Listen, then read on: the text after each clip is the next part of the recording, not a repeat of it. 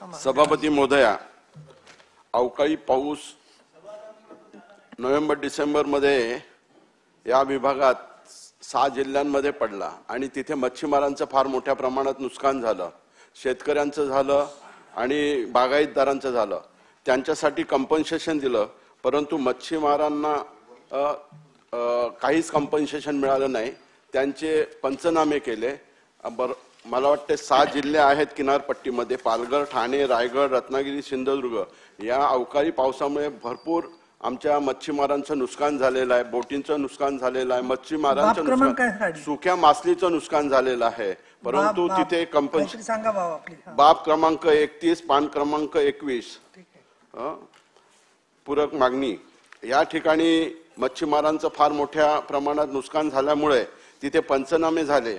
परंतु अवकाळी पावसामुळे झालेल्या पालघर जिल्ह्यातील मच्छीमारांना सुक्या मासलीच्या नुकसानीबाबत मत्स्य व्यवसाय अधिकारी वसई यांनी दिनांक 25/11/2023 व 26/11/2023 झालेल्या अवकाळी पावसामुळे अर्नाळा व अर्नाळा किल्ला येथे मोठ्या प्रमाणात सुक्या मासलीचे नुकसान झाले असून त्या अनुषंगाने दिनांक 17/11/22 रोजी अर्नाळा गाव व अर्नाळा किल्ला श्रीमती प्रियका मापसेकर परवाना अधिकारी सातपाटी यांनी प्रत्यक्ष पाहणी केली आणि पंचनामे केले।